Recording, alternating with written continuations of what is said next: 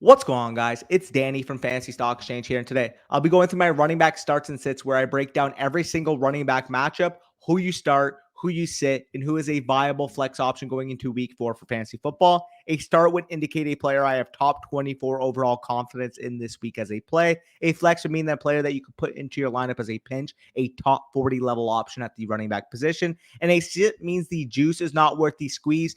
You most likely have a better option, maybe at the wide receiver position. But in this video, I'm going to be breaking down the utilization and expected opportunity going to week 4 of fantasy football. So if you like this type of content or are interested in more, make sure you leave a like down below, comment your favorite running back start of the week, and subscribe to the channel. We just crossed 15,000 subscribers just about a week ago. If we can hit 20,000 as soon as possible, appreciate you guys for the continued support. But before we get into the first game, as always, let's hit that damn intro.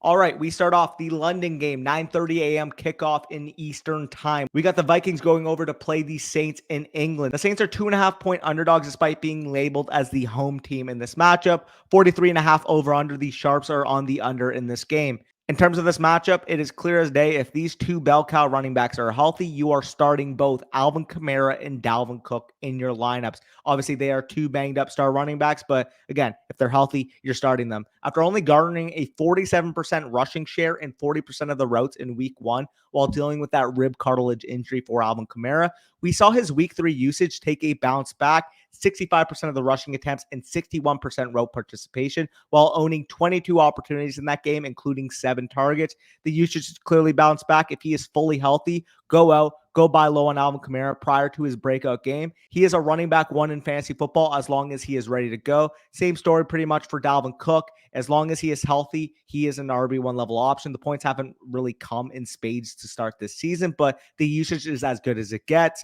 If he's healthy, go out, start him in your lineup, RB1 level expectation. 2 clear-cut studs going into that London game with a bang. Now we go on to the 1 p.m. slate, kicking off Commanders at my beloved Dallas Cowboys. Cowboys are 3-point home favorites in this game, 41.5 over under, and the Sharps are hammering the under in this game. Expected to be, a low-scoring slugfest between these divisional foes. In terms of this matchup, the running back position on the Cowboys side, you're starting Ezekiel Elliott and you are flexing Tony Pollard. We have seen in Dallas a 45-38 opportunity share split between Elliott and Pollard going into the year. Obviously, for the most part, with Elliott, you were pointing to the fact that he was going to get this big workload. And with Pollard, he had that untapped upside receiving role, especially if Zeke got hurt. But we've mostly seen this be a 50-50 committee almost. Again, 45-38, relatively close between Zeke and Tony Pollard, with Zeke monopolizing that goal line role for Dallas and Tony Pollard the receiving work. This is a matchup I expect Dallas to follow a positive game script, want to set the tone, want to establish that run. Obviously, with a backup quarterback in town, I expect Ezekiel Elliott to get a whole lot of work and have a ton of scoring opportunities. So although I have both of these guys in that running back 20 to 30 range, I prefer Zeke if I had to make the choice on who to start out of the Cowboys backfield in my lineup. Obviously, that means for Tony Pollard, high-end level running back 3 in this matchup.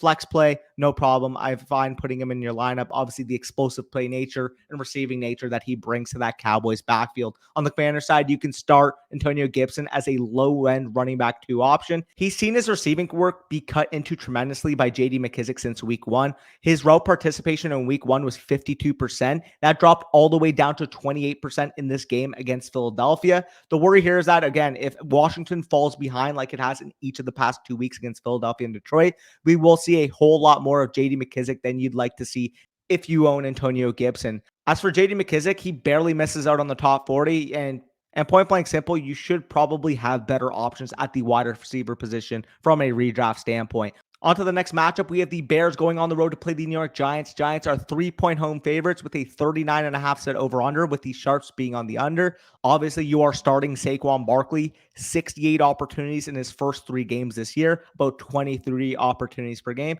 including 15 targets in that stretch. He is a clear-cut, in my opinion, top 3 lock running back rest of the season. The workload is there, the talent level is there, the breakaway ability, and the receiving role is all there for Saquon Barkley to finish as a 22 plus point per game scorer in this season for 2022 fantasy football. On the Bears side, Khalil Herbert is a start due to his dominance as the clear-cut handcuff to David Montgomery, who was ruled out for this game. And you guys can see on the screen, but once David Montgomery was ruled out in that game this past week, 62% of the snaps, 54% of the rushing attempts, and 54% of the routes for Khalil Herbert on his running back one overall week. To put it simply, as long as David Montgomery is not playing for the Chicago Bears, if he's on the sideline, Khalil Herbert should be viewed as a high-end running back too from a fantasy football perspective. Next matchup, Bills on the road to play the Baltimore Ravens. Ravens are 3-point home underdogs in this game, 51 set over-under, with the Sharps being on the under. And the only running back I think that you can maybe put into your lineup this week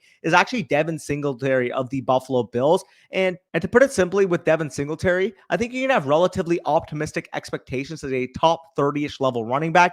We saw this past week that he dominated this backfield in terms of snaps, route participation, short down and distance, long down and distance, and 2-minute drill snaps. He looked like that clear-cut RB1 for this Buffalo offense, so we expect to put up a ton of points. Again, this may be a blip in the radar. That's why I have him as a flexible option. But if we keep seeing this level of dominance for Devin Singletary over the backfield, I have no problem if I can move him into my top 24 running backs moving forward. Absolutely dominant from a usage standpoint this past week against the Miami Dolphins, and he actually led them in receiving. So showing he can do it in a variety of ways on this high-scoring, potent offense. On the Baltimore side, I really want to start J.K. Dobbins. I really want to put him in my lineup, but I understand he's a great talent. He is not touching my lineup until I see that proper workload for him. He and Justice Hill basically had a nearly identical backfield split in that first game back for Dobbins.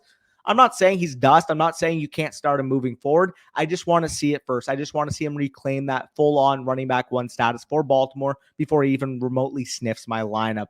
Next game, we do have the Browns going on the road to play the Atlanta Falcons. Falcons are 1.5-point home underdogs, 49 set over-under in this game, and the Sharps are hammering the over, so expected to be a high-scoring affair between the Browns and Falcons in this game. In terms of the Browns side, you are starting Nick Chubb, and you can start Kareem Hunt, in my opinion. Chubb being the running back 2 in PPR for fantasy football at the moment, to put it simply, is a product of him just being insane at football. Arguably the best overall running back in the NFL.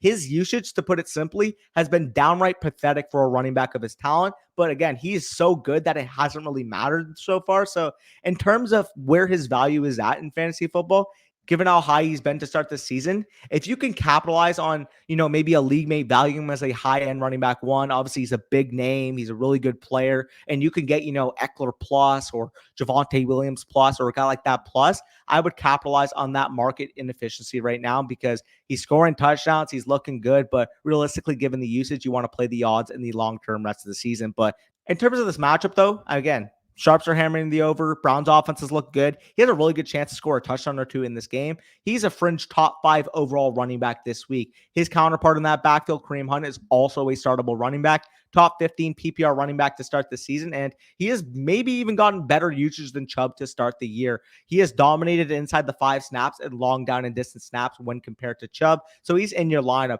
As much as I mentioned that Nick Chubb has an opportunity to score in this matchup, Kareem Hunt has actually outsnapped him in those scoring opportunity areas. In terms of Atlanta side, Cordero Patterson has received running back 2 level usage, and despite Algier cutting into the backfield snaps the past couple of weeks, he's locked into my top 20 this week. You guys would have seen those splits on the screen, but 61% of the snaps, 59% of the rushing attempts, 50% of the routes for Cordero Patterson with that big play nature we have seen to start the year. He just looks like a bell cow running back for the most part. So running back 2 in fantasy, no problem. Expect that team to put up points. Expect this matchup to put up points at the running back position. Next matchup, we have the Chargers on the road to play the Houston Texans. Texans are 5.5-point underdogs at home, 44 over-under set in this game, and the Sharps are hammering the under. In terms of this matchup on the Chargers side, you are starting Austin Eckler as a top running back this week. The Houston run defense has looked putrid to start the season, allowing the likes of Jonathan Taylor, the Denver duo, and Khalil Herbert all to carve them up to start the season. And to put it simply, hope you bought low on Austin Eckler because I do think this is the week that he breaks out. In terms of the Texans side, the only player worth considering putting in your lineup would be Dameon Pierce. But I'm only going to label him with a flex tag because I'm tempering expectations given potential game script in this game. Pierce, despite that breakout performance this past week versus Chicago, has really not been able to carve out that receiving role that Rex Burkhead has in terms of autonomy in passing situations. Sell high if you can get running back 2+ value for Dameon Pierce. This looks like it can be an ugly commodity for the rest of the season. And coming off that big game, somebody in your league might be valuing that rookie breakout. Capitalize on Dameon Pierce, because if he's not getting any receiving work, he is fledged into that running back 2-3 type of role on what we expect to be a bad Houston offense rest of the season. So next matchup, we have the Jaguars on the road to play the Philadelphia Eagles.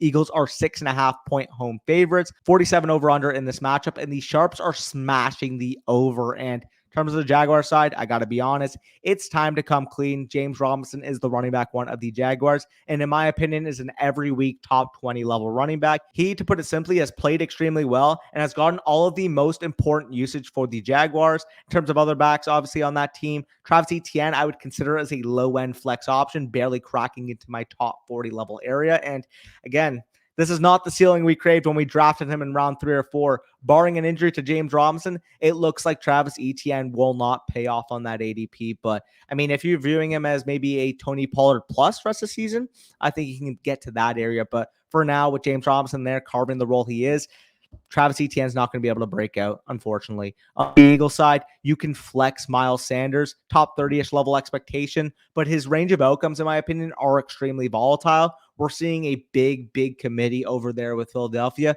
Boston Scott's apparently expected to miss this game, so that would be a minor boost to what we expect from Miles Sanders, but he's still splitting snaps with Kenneth Gainwell. He's still splitting inside the 5.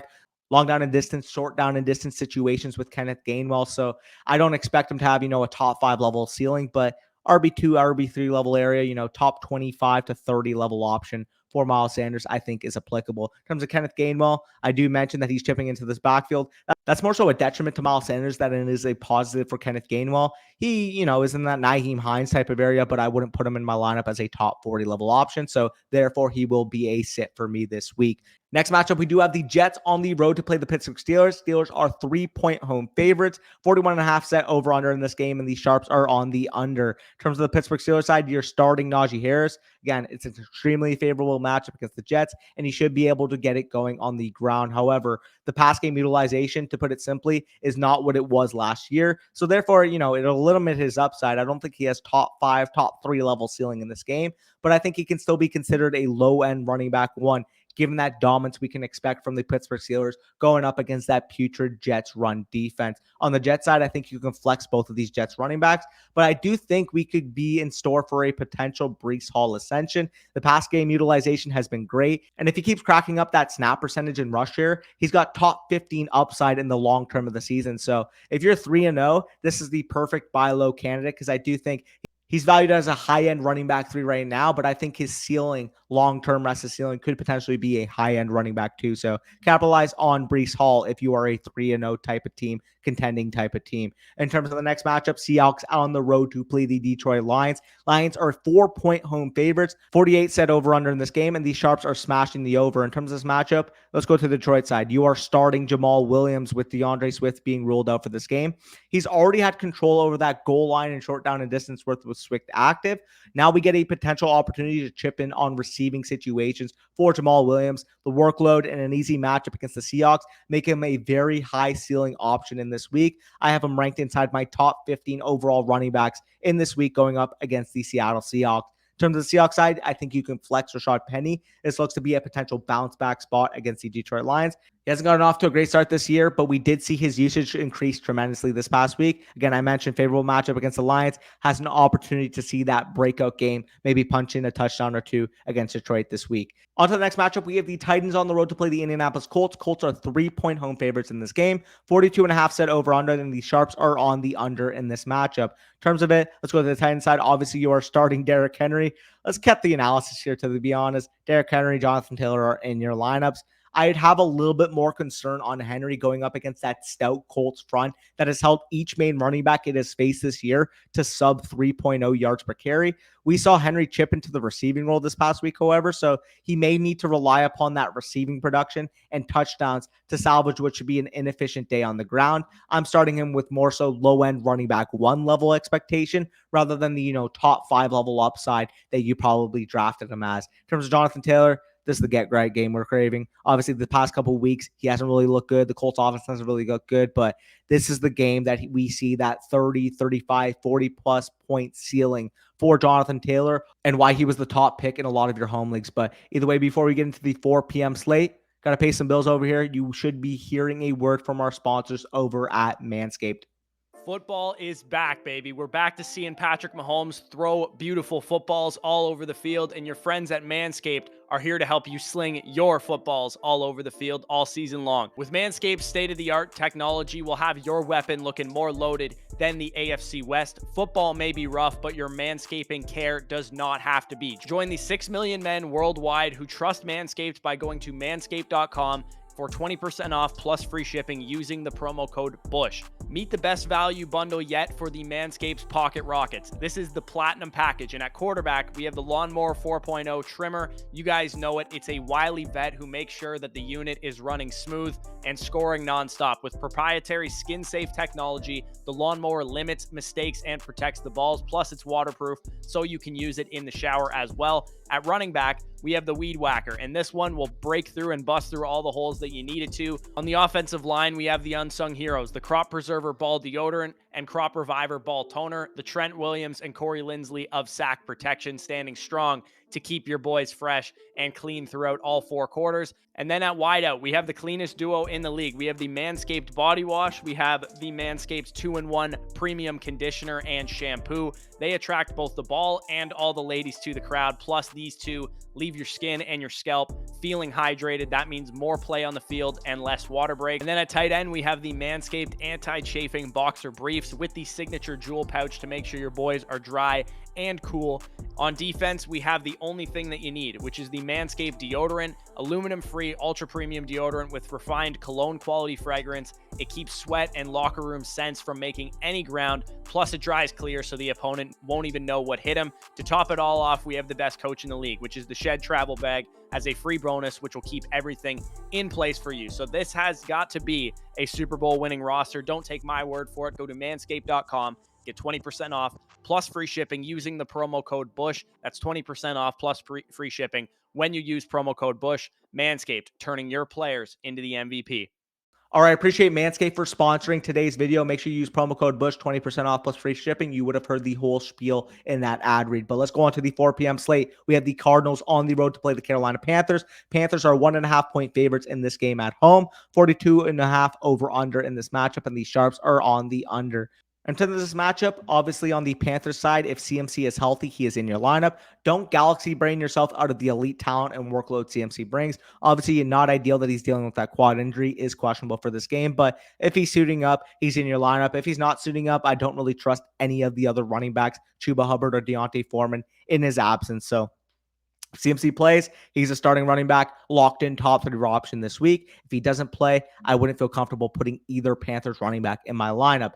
On the Cardinals side, Connor returned this past week to his running back 1 caliber role. We need that route participation to go back to the week 1 rate we saw to return to running back 1 status. But in terms of his actual rate right now, even if it stays stagnant, I think he's locked in as a running back 2 for the time being. Therefore, making him a clear-cut must-start level option. Next matchup, we have the Broncos on the road to play the Las Vegas Raiders in an intra-divisional matchup. Raiders are 2.5-point home favorites, 45.5 set over-under in this game, and the Sharps are hammering the under. For this matchup, you are starting Javonte Williams on the Broncos side. I can't really explain the usage from Javonte Williams that we saw drop between weeks 1 and 2 versus week 3. But again, I'm hoping it's just kind of a blip in the radar. You know, maybe the Broncos coaching staff got caught off guard. I don't know.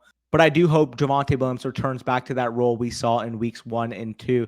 In terms of other running backs on the Broncos, I do think that you consider Melvin Gordon a low-end flex option in this matchup. We did see him the past few weeks be a reliable, 10-point level guy.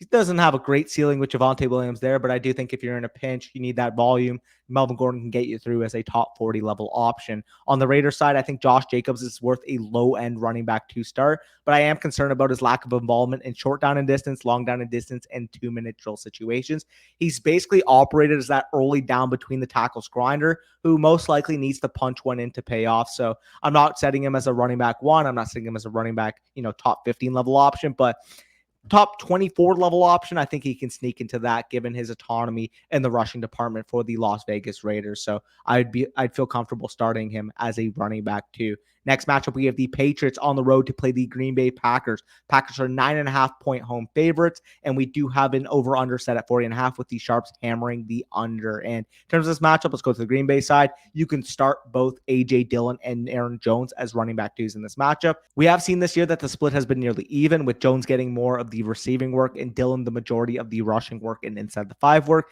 I do think both are startable, but limit each other's upside, where if they're both in the same backfield, I think they're both in the running back 12 to 20 range. But if either one of them were to get hurt on any given week, I do think the other one would immediately become a top 5 level option in fantasy football. On the Patriots side, I think you can flex both of their running backs in a similar dilemma that the Packers bring. We have seen, though, that Ramondre Stevenson is an extremely high-end flex option, and with one more week of dominating snaps in situations with an expected healthy Damien Harris in this game, I'll have no issue putting him into that start territory.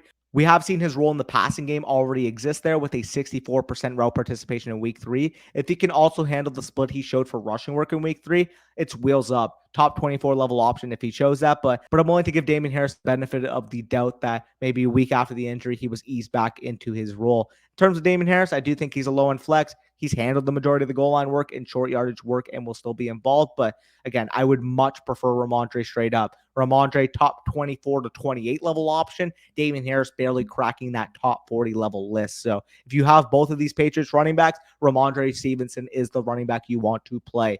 But let's get on to the next matchup, and we move to Sunday Night Football. The Chiefs go on the road to play Bush's Buccaneers, and in terms of this matchup, the Bucs are actually 1-point home underdogs with a 45 set over-under in this game, and Sharps are absolutely hammering the under, expected to be an ugly slugfest type of game, like we saw this past week between the Bucs and the Packers. In terms of the Tampa side, Leonard Fournette is an easy must-start running back, 85.2% opportunity share this year, and has gobbled up all of the useful snaps for the Bucs backfield. He is an every week mid-level running back one, given the usage. I mean, we have seen elite level usage for Leonard Fournette, 90+% of the snaps, 70+ route participation. This is exactly what you want to see on an offense we expect to take major strides once that full receiving core steps back fully healthy.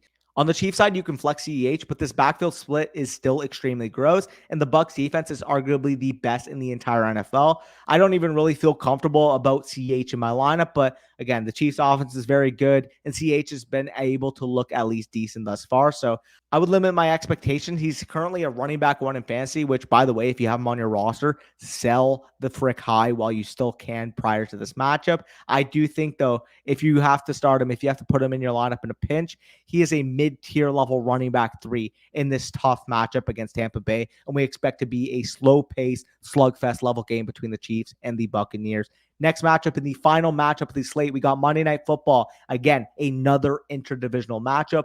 Rams going on the road to play the 49ers. San Francisco is 1.5-point home favorites. An over-under set of 42.5, and the Sharps are hammering the under in this game.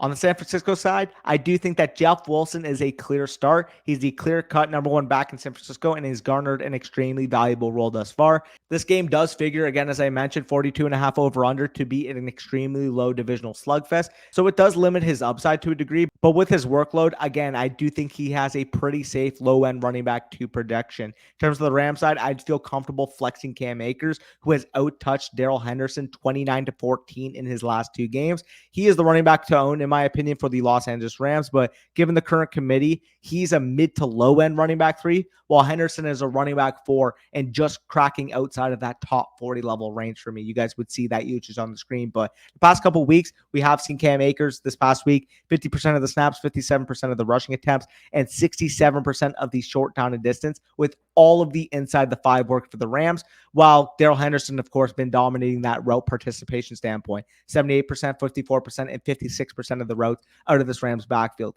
It's an ugly committee, but if I get the one that is able to score the touchdowns, I will take that in this situation. But if you made it this far, make sure you leave a like down below. Let's try to get this video to 350 plus likes. Appreciate you guys for the continued support, and peace out. Enjoy your weekend. Wire me the money.